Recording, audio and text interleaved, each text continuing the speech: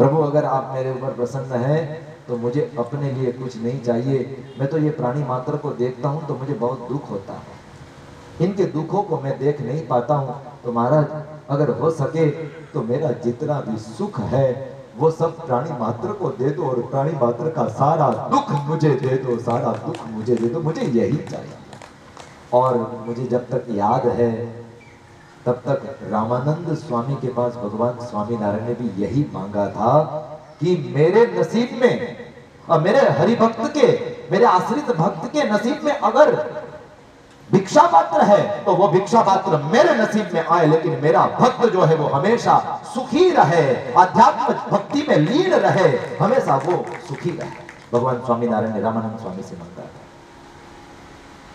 और इसीलिए देखो स्वामीनारायण संप्रदाय में भगवान स्वामीनारायण की उपासना करने वाले जितने भी भक्त होते हैं सबके सब सुखी होते हैं महाराज, सबके सब सुखी होते हैं। आप चाहे देश में देख लो, विदेश में देख लो, कोई दुखी नहीं होता, क्योंकि भगवान का वचन है, कोई ने दुखी हो रे देखी न खमाय दया आनी रे, अति आकड़ा था अन्न धन वस्त्रे रे, आपी ने दुख टारे करुणा दृष्टि रे, देखी वानज वाले। भगवान स्वामीनारायण ने भजवा वाला, उनको भजने वाले जो है वो सब के सब महाराज अन्न धन और वस्त्र से सुखी रहते हैं, क्योंकि भगवान स्वामीनारायण ने अपने सत्संगियों का जितना भी दुख है, भिक्षा पात्र है, वो सब खुद के ऊपर ले लिया, और अपना जितना भी सुख है, आनंद है, वो अपने हरिभक्तों को बांट दिया है, बांट दिया। रंती देव ने यहाँ पर ऐसे ही मांग की, मेरा जितना सुख है वो सब प्राणी मात्रों को मिले, उनका दुख वो मेरा हो जाए। इस प्रकार भगवान ने रंती देव के ऊपर करुणा की है। और अब शुभदेव जी महाराज वो यदुवंश का वर्णन करते हैं, और नवम स्कंद जो है उसको यहाँ पर विराम दिया है, क्योंकि शुभदेव जी ने अंत में ये कहा, वर्णयामि महापुण्यम सर्व पापहरं तृणम्, यदोर्वंशं नरः श्रुत्वा सर्व पापैः प्रमुच्यते, यत्रावतीर्णो भगवान् परमात्मा नराकृतिः, यदोः सस्रजित क्रोष्टा नलोरे पुरित्री श्रुताः। हे परीक्षित, अब मैं आपको यदुवंश का वर्णन करूंगा, जिसे यदुवंश में भगवान कृष्ण का प्रागट्य हुआ है। यहाँ पर नवम स्कंद विराम, आइए दशम स्कंद में प्रवेश करते हैं। और दशम स्कंद के प्रारंभ में सीधे परीक्षित महाराज ने सुखदेव जी से निवेदन किया है, राजोवाच वर्या कथितो वंश विस्तारो भवता सोमसूर्ययोः,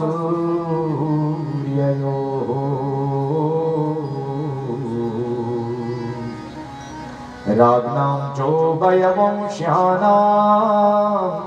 चरितं परमाद्भुतम्, अवतीर्य यदोर्वंशे भगवान् भूतभावनः, कृतवान् यानि विश्वात्मा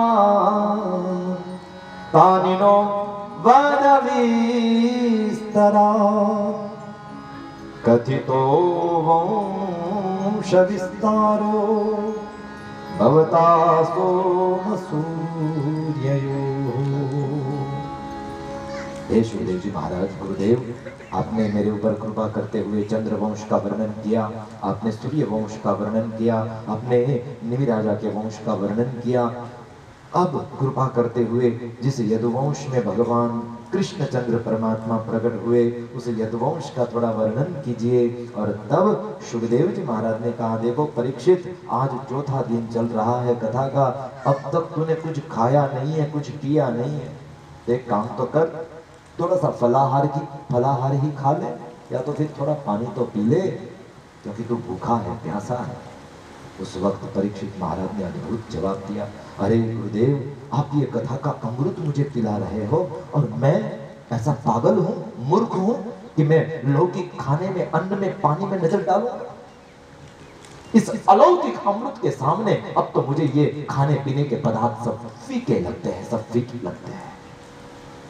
वालाए रसना चाखन हार, पचिए छाछ नव पीवे रे लोर, पचिए छाछ नव पीवे रे। प्रभु बस ऐसे कि ऐसे मुझे भगवान के चरित्र सुनाइए, क्योंकि मुझे खाना पीना है नहीं, वो सब मुझे अच्छा लगता भी नहीं है। बस मुझे तो इस वक्त भगवान की कथा ही अच्छी लगती है। खुश हो गए सुखदेव जी महाराज। तो सुखदेव जी महाराज ने साधुवाद दे दिया परीक्षित को।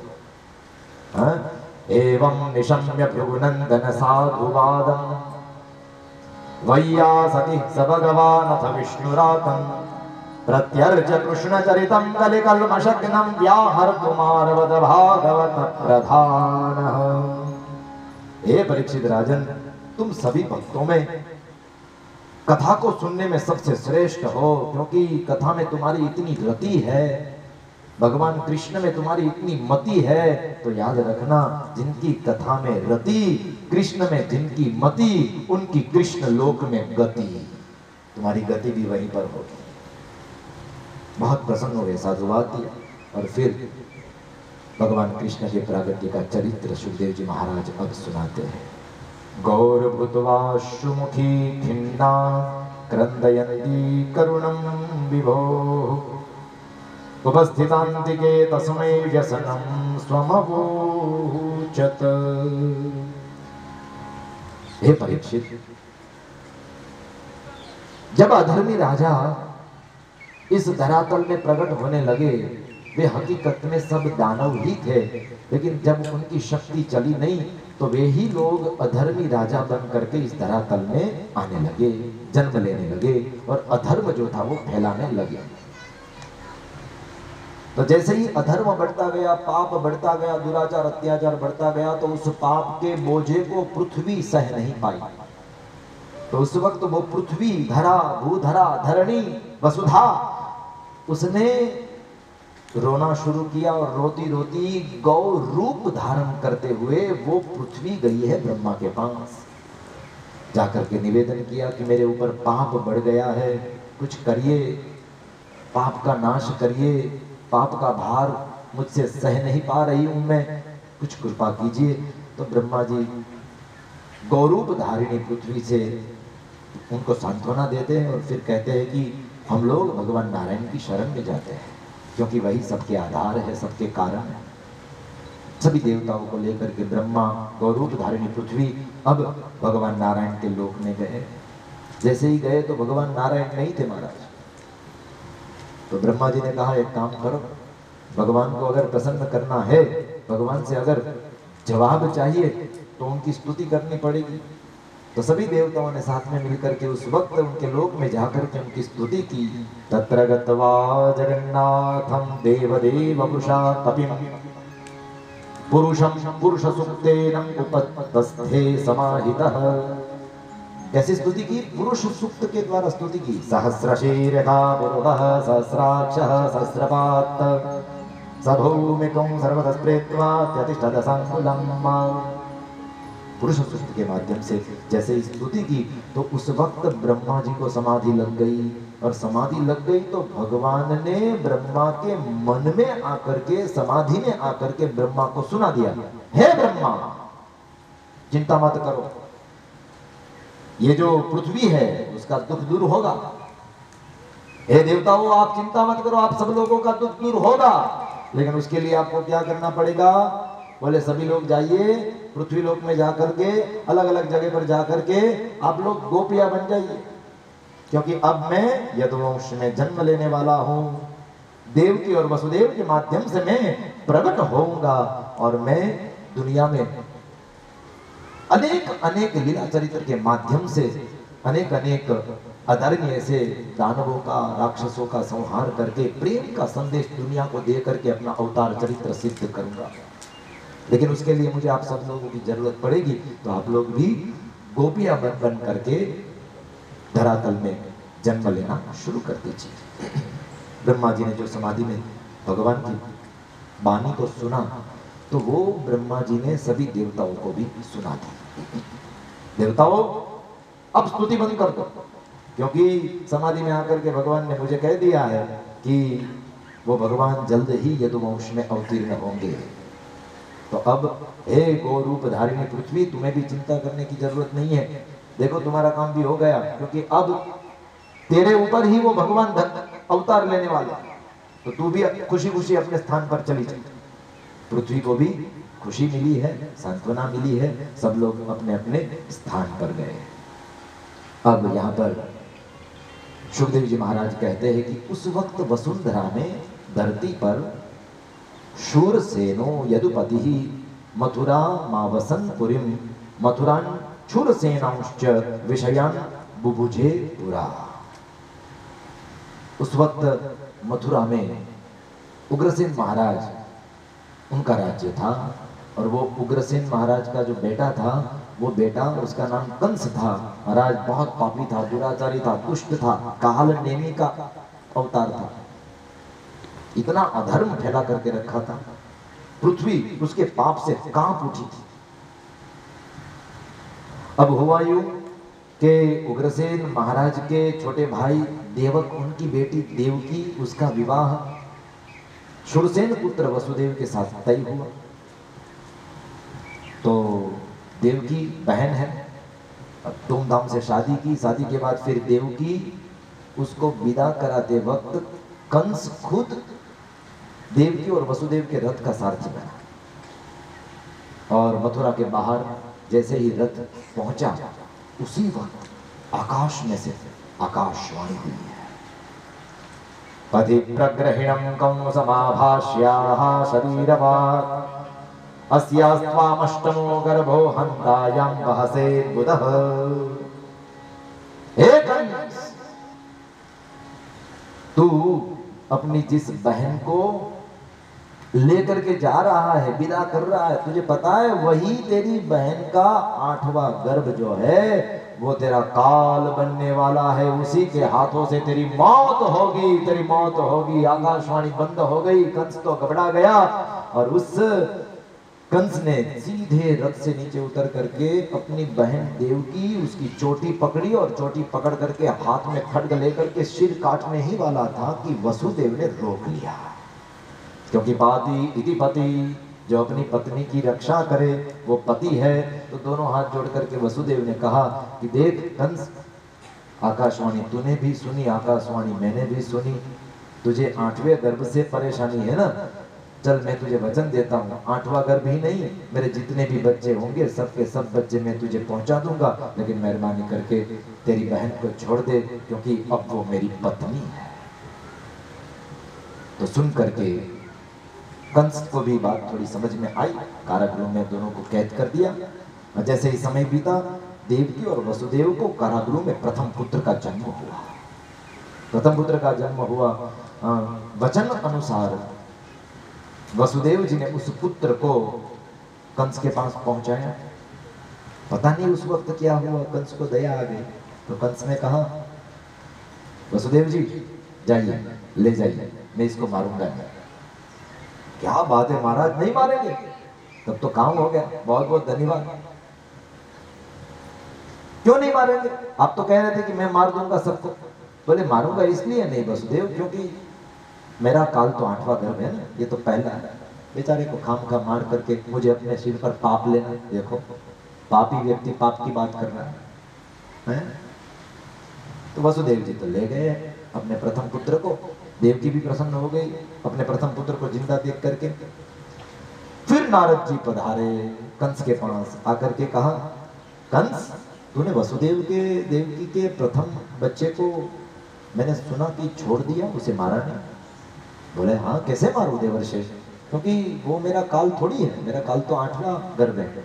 नारद जी ने कहा, वो ये भी सकता है कि आकाशवाणी में जो क्रम बोला गया 8वां, वो भी तो गलत हो सकता है। आकाशवाणी से भी तो भूल हो सकती है। हाँ, तो ध्यान रखियो, क्योंकि कुछ भी हो सकता है तेरे साथ। भय दे करके नारद जी चले गए। इसको डर लगा, नारद जी की बात में कुछ रहस्य है, इसका मतलब है कोई भी बच्चा मेरा काल हो सकता है। तो फिर तो वो प्रथम बच्चे को जो छोड़ दिया था, गया है कंस कारागृह में, जा करके देवकी की गोदी में लेटा हुआ उस प्रथम बच्चे को पांव से पकड़ करके आकाश में गोल गोल घुमा करके दीवार पर पटका महाराज, और जैसे ही पटका लोहे का धब्बा उस दीवार पर चिपक गया और प्रथम पुत्र का वध हो गया, उसकी मौत हो गई। देवकी को बहुत दुख हुआ, वसुदेव को बहुत दुख हुआ। धीरे धीरे समय बीता, दूसरा बेटा हुआ। कंस को पता चला तो दूसरे बेटे को भी कंस ने मार गिराया। तीसरा बेटा हुआ, तीसरे को भी मारा। चौथा बेटा हुआ, चौथे को भी मारा। पांचवा, छठा, इस प्रकार 6 बच्चों को कंस ने निर्दयता से मार दिया। अब भगवान की आज्ञा से, भगवान की कृपा से देवकी के गर्भ में 7वां गर्भ रहा। वो कौन था? वो शेषनाग था। तो भगवान ने योग माया को आज्ञा दी कि हे योग माया, एक काम करो, इस वक्त देवकी के गर्भ में जो शेष है उस शेष को वहां से संकर्षण करो, वहां से खींच लो। और कहां स्थापित करो? बोले वसुदेव के दूसरे पत्नी रोहिणी जो है वो इस वक्त नंदराय के गोकुल में नंदराय के साथ रहते हैं, तो उनके गर्भ में प्रस्थापित कर दो उस शेष को। और हे योग माया, आप उस नंद और यशोदा की बेटी बन जाओ, मतलब यशोदा के गर्भ में आप चली जाओ। और अब मैं 8वें गर्भ के रूप में साक्षात देवकी के गर्भ में प्रवेश करूंगा। भगवान ने कहा, तो योग माया ने वैसा ही किया। योग माया ने देवकी का जो 7वां गर्भ था उसका संकर्षण कर लिया, उसको खींच लिया। हाँ, तो वहां से निकाल करके वसुदेव की दूसरे पत्नी रोहिणी उनके गर्भ में स्थापित कर दिया। और खुद योग माया चली गई यशोदा के गर्भ में। यहाँ पर समाचार फैल गया, हाँ, कि भाई जो 7वां गर्भ था ना देवकी का, वो गिर गया। हाँ? अब 8वें गर्भ के रूप में साक्षात लीला पुरुषोत्तम भगवान कृष्ण चंद्र प्रभु देवकी के गर्भ में पधार चुके हैं। जैसे ही देवकी के गर्भ में भगवान कृष्ण पधारे, मां देवकी का पूरा शरीर रोमांचित हुआ है। इतना आनंद व्यापित हो गया पूरे शरीर में, रोम रोम में। इतने देवकी खुश हो गए, मंगल स्वप्न दिखाई दे रहे हैं। और देवकी का जो तेज था वो तेज भी बढ़ गया, क्योंकि अब भगवान खुद पधारे हैं देवकी के गर्भ में। धीरे धीरे धीरे धीरे समय जो था जो व्यतीत तो होने लगा। एक के बाद एक, एक के बाद एक मास जो थे वो बीतने लगे। सादेव की सर्व जगन निवास निवास भूता नितराम नरेज। ओहो, पूरे जगत को जो अपनी गोदी में समा करके रखता है, अपने गर्भ में धारण करके रखता है। हिरण्यगर्भः समवर्तताग्रे भूतस्य जातः पतिरेक आसीत। ऐसे हिरण्यगर्भ प्रभु जो पूरे विश्व को अपने गर्भ में रखते हैं, वो खुद आज हिरण्यगर्भ मां देवकी के गर्भ में समाविष्ट हो गया। सोचिए मां देवकी का कितना बड़ा सौभाग्य होगा। अब गर्भस्थ परमात्मा की स्तुति करने के लिए देवता आए हैं। प्रभु जल्द से जल्द प्रकट हो जाइए और अपने भक्तों को प्रेम दीजिए, अपने भक्तों को विशुद्ध ज्ञान दीजिए, अपने भक्तों की रक्षा कीजिए, अधर्म का नाश कीजिए, धर्म का स्थापन कीजिए। स्तुति करने के लिए देवता आए। 9 बार सत्य शब्द से देवताओं ने भगवान की स्तुति करते हुए भगवान को संबोधित किया। सत्यव्रतम सत्यपरम त्रिसत्यम सत्यस्य योनिहितं च सत्ये सत्यस्य सत्यामृत सत्यनेत्रं सत्यात्मकं त्वां शरणं प्रपन्ना। सत्य शब्द से 9 बार संबोधित किया। फिर देवता अपने अपने निज लोक गए हैं। और उसके बाद चैत्र मास गया, वैशाख भी गया, फिर ज्येष्ठ मास भी गया, और अब आषाढ़ मास आया है। जैसे ही आषाढ़ महीना आया, आकाश में बादल काले छा गए और धीरे धीरे धीरे धीरे पंछी का कलरव होने लगा है। मोर सुंदर सुंदर मीठी आवाज में मानो मेघ राजा को पुकार रहे हैं। और आज इतना पवित्र सुंदर वातावरण बना, काले काले बादल भी आज आनंद सभर बन करके बरस पड़े। इतने बरसे महाराज, इतने बरसे आषाढ़ उचारम मेघ बलारा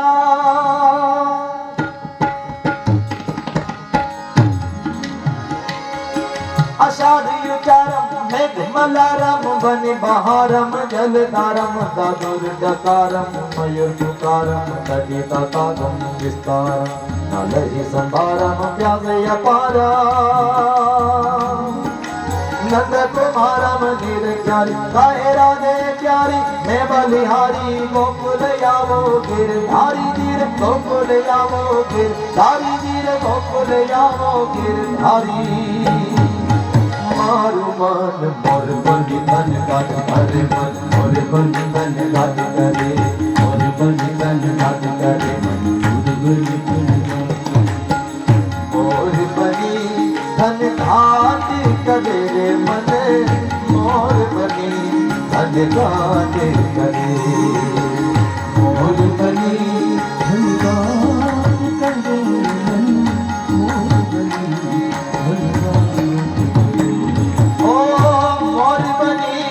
धन घाट करे रे मन मोर बलि धन घाट करे मोर बलि धन घाट करे रे मन मोर बलि धन मोर बलि धन घाट करे मन मोर बलि धन घाट करे मोर बलि धन घाट जय हो थोड़ा तालियों की सेवा देते हुए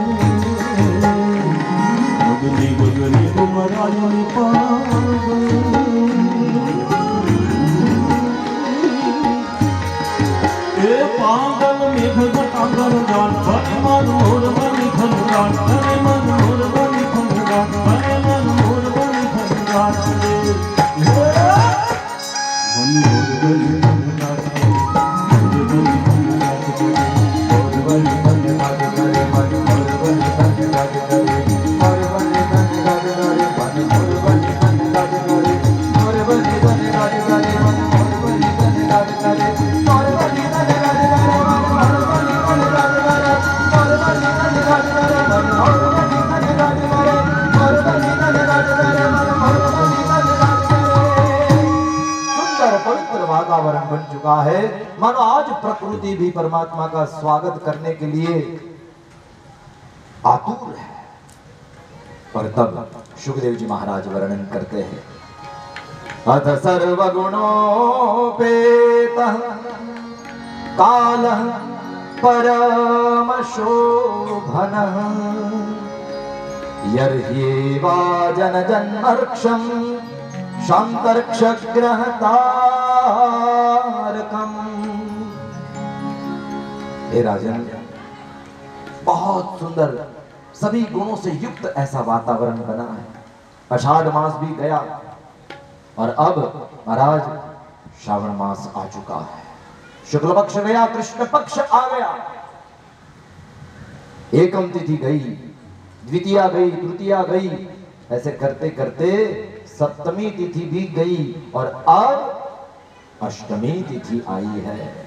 जैसे ही अष्टमी तिथि आई, नद्यः प्रसन्न सलिला रुदा जलरुहस्यः, भगवान क्योंकि आने वाले थे तो अब वातावरण इतना पवित्र और शुद्ध बन गया कि नदियों का जो जल था ना वो एकदम विशुद्ध बन गया।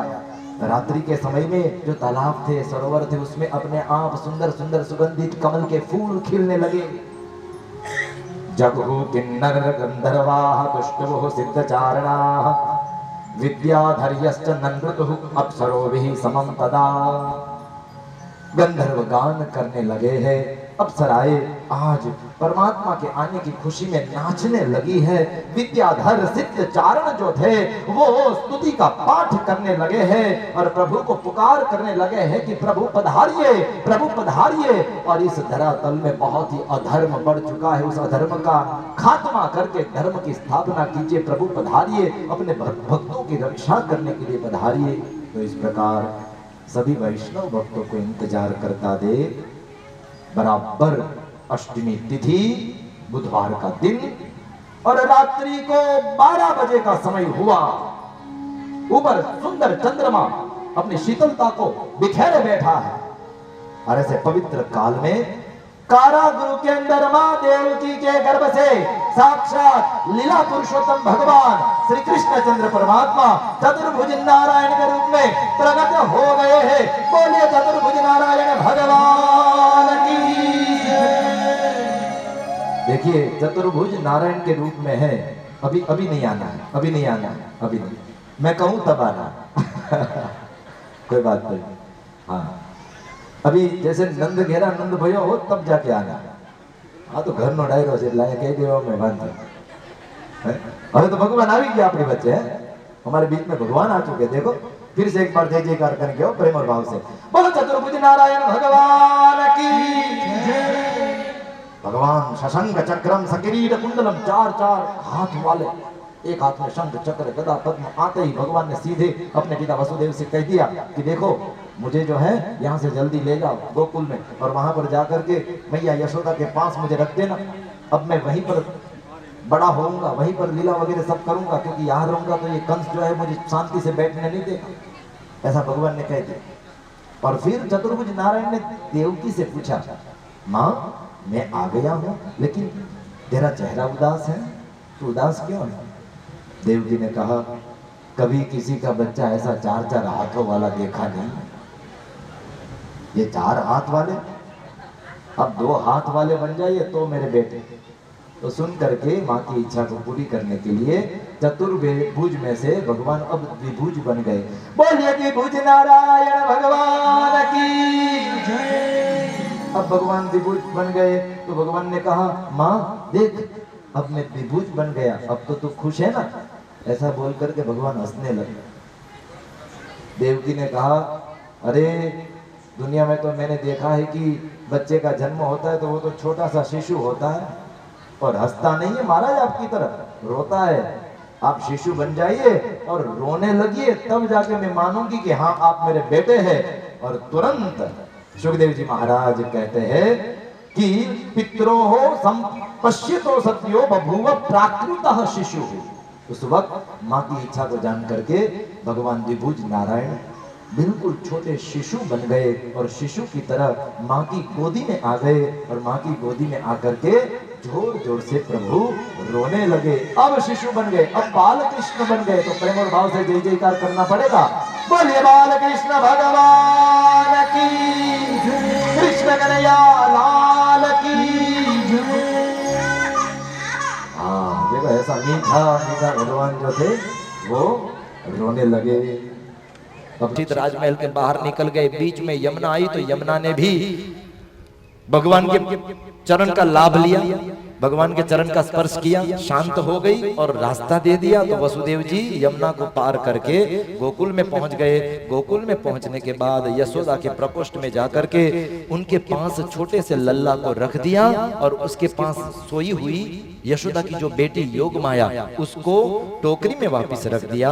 और फिर वसुदेव उसी यमुना को पार करके वापिस महल में आकर के अपने कारागृह में आ गए। जैसे ही कारागृह में आए, उस योगमाया पुत्री को लेकर के तुरंत ताले बंद हो गए। फिर से सिपाही जितने भी थे वो जाग गए। जैसे ही जागे तो कारागृह में से रोने का आवाज आया बच्चे का। तो कंस को समाचार पहुंचाया गया। अब कंस हाथ में तलवार लेकर के उस 8वें संतान को मारने के लिए आया है। उसे ये लग रहा है कि ये मेरा काल है। देवकी ने कहा, अरे भाई ये पुत्र नहीं है, ये तो पुत्री है, ये तो बेचारी अबला है। कंस ने कहा, अबला कब सबला हो जाए कोई भरोसा नहीं है, मेरा काल है, मैं मार करके ही रहूंगा। तो जैसे ही उस छोटी सी बच्ची को पांव पकड़ करके आकाश में घुमा करके पटकना चाहा, उसी वक्त कंस के हाथ से वो बच्ची आकाश में छूट करके भाग गई और आकाश में खड़ी रह करके वो बच्ची अष्टभुजा जगदंबिका के रूप में प्रकट हो गई और कहने लगी, अरे मूर्ख कंस, तू मुझे क्या मारेगा, तुझे मारने वाला प्रकट हो चुका है और योग्य जगह पर पहुंच भी चुका है, पहुंच भी चुका है। बोलिए भक्तवत्सल भगवान की जय। इतना कह करके वो जो बच्ची जगदम्बा के रूप में थी, विंध्यवासिनी, विंध्याचल पर्वत पर चली गई तप करने के लिए। हाँ? और कंस यहाँ पर घबरा गया, महाराज मेरा काल जन्म ले चुका है, कहीं पहुंच भी चुका है, अब मैं क्या करूं। तो सिपाहियों को बुलाया, जाओ मेरा काल जहां भी जन्मा हो, ताजे ताजे जितने भी बच्चे आजू बाजू में जन्मे हो सबको मार दो। तो सिपाही गए बच्चों की खोज में, वो भले ही गए, हमें वहां नहीं जाना है, हमें कहां जाना है, गोकुल में जाना है। जाना है कि नहीं सब लोगों को गोकुल में? हाँ, जानना है कि नहीं गोकुल में क्या हुआ? गोकुल में सुबह का समय हुआ है, भौर भई है। बैलगाड़ियां जो थी वो चल रही है, और बैल जब चलते हैं सुबह सुबह तो उसके गले में जो घुंघरू बंधा होता है वो मीठा मीठा ध्वनि कर रहा है। छोटा सा लल्ला यशोदा जी के बाजू में सोया हुआ है। यशोदा जी अभी भान में नहीं आए, वो तो सोए ही रहे। अब सुनंदा उसकी ननंद थी यशोदा जी की, वो सेवा करने के लिए घर पर आई थी। नंद बाबा तो सुबह में ही गायों की सेवा करने के लिए गौशाला में चले गए थे। भगवान ने सोचा मैं कब का आ चुका हूं, लेकिन मेरे और कोई ध्यान ही नहीं दे रहा है। ये मेरी माँ भी बाजू में सोई सोई बस खर्राटे ले रही है, मेरी और तो ध्यान ही नहीं दे रही। तो भगवान ने उस वक्त जोर जोर से फिर से रोना शुरू किया। जैसे ही रोना शुरू किया महाराज, सुनंदा के कान में वो रोने की आवाज आई। तो एकदम घर का काम छोड़ करके दौड़ करके प्रकोष्ठ में गई, और जैसे ही गई महाराज, सबसे पहले इस जगत में भगवान कृष्ण के रूप को पहली बार किसी ने देखा हो तो वो यशोदा ने भी नहीं देखा, वो सुनंदा ने देखा है। छोटे से बाल कृष्ण प्रभु को देख करके सुनंदा तो राजी राजी हो गई और दौड़ करके अपने भैया को समाचार देने के लिए गई, नंद बाबा को। अरे ओ भैया सुन रहे हो? तो भैया जो थे वो तो गैया की सेवा में लगे हुए थे, तो दूर से ही कहा, हाँ बहना बोल क्या समाचार है? बोले खुशी के समाचार है। अच्छा क्या खुशी के समाचार है? बोले मैं सुनाऊंगी तो मुझे क्या मिलेगा? बोले बहना मेरे पास जितना भी है वो सब तेरा ही तो है, तू जो मांगेगी वो दूंगा। अच्छा तो सुनिए खुशी के समाचार ये है, आपके घर लालो भयो है, आपके घर लालो। सुन करके महाराज नंद बाबा की खुशी का कोई ठिकाना ना था, दौड़ करके आए, लाला का दर्शन किया और फिर तो गोपियों को गोपालों को इकट्ठा किया, दही दूध हाँ मक्खन उनकी बारिश हुई है, कुमकुम गुलाल अबीर उनकी वर्षा हुई है, और सभी नंद गोप वगैरह सभी ग्वाल बाल वगैरह आकर के नंदराय के आंगन में आज बाल कृष्ण प्रभु का दर्शन करते हुए, धन्यता का अनुभव करते हुए सब लोग नाच रहे हैं, कूद रहे हैं।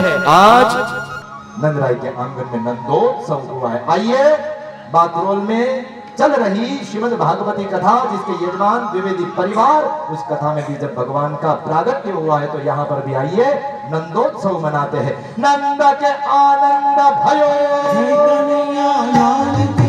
नंद के आनंद भयो, हे नंद के आनंद भयो, ये हाथी घोड़ा पाल की,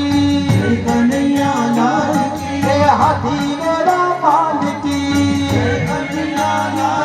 मैया यशोदा को लालो भयो, मैया यशोदा को लालो भयो, गोकुल में आ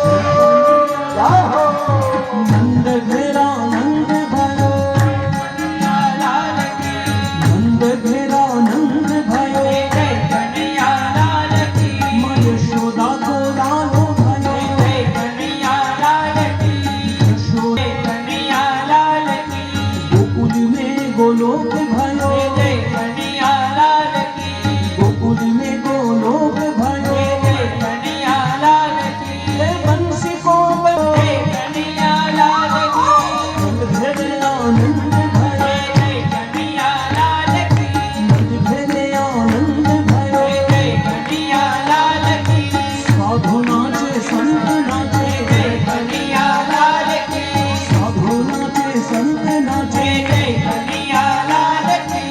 ब्रह्मा ने नाचे, जय कन्हैया लाल की।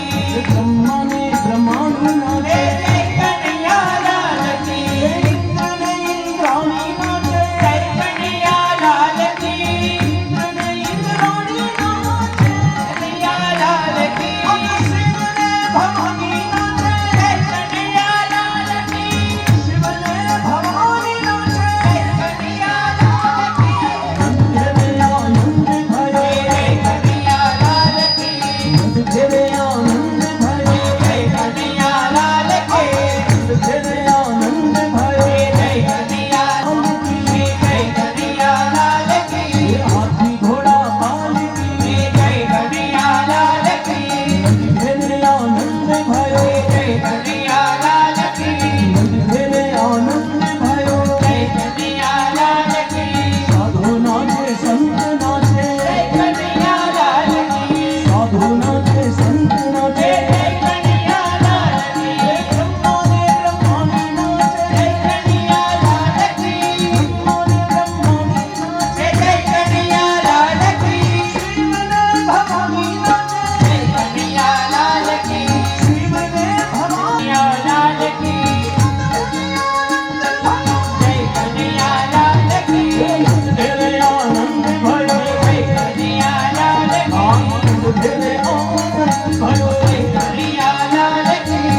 राधे राधे गोकुल माँ गोविंद राधे। राधे राधे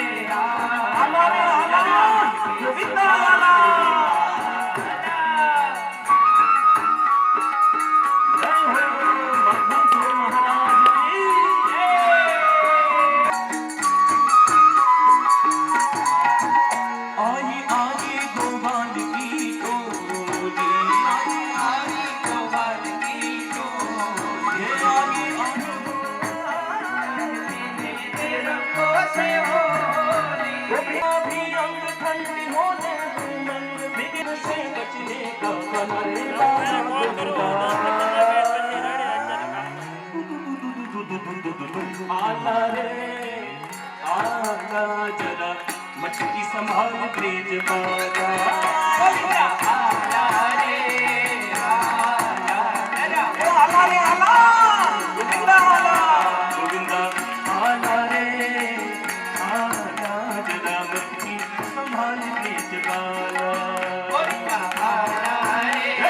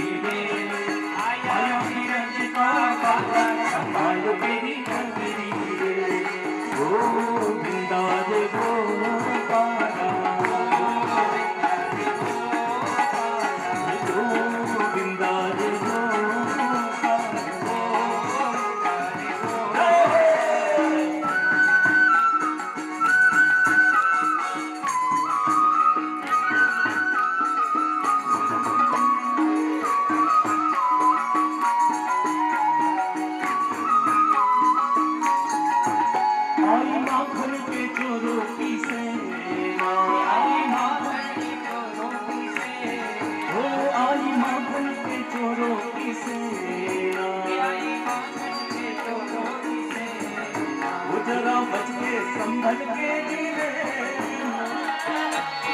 बन के जीने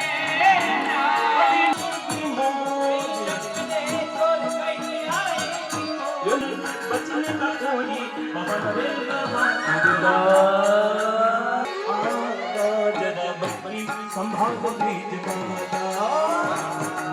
गोविंदा मुरली वाला रे गोविंदा मुरली वाला रे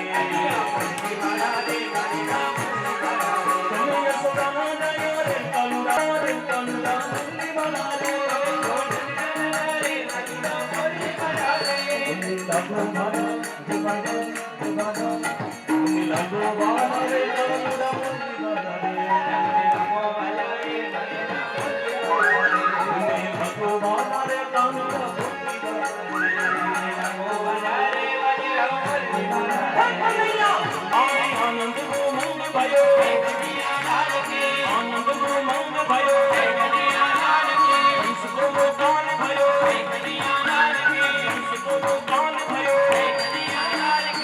मन ब्रह्मा के देवी आनंद भयो देवी आनंद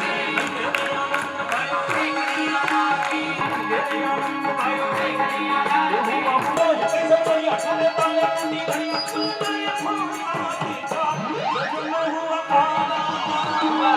सारी बढ़िया कुंडी मेरी बंद बढ़िया कुंडी लोही किस बढ़िया कुंडी डाले कुंडी बढ़िया कुंडी गाया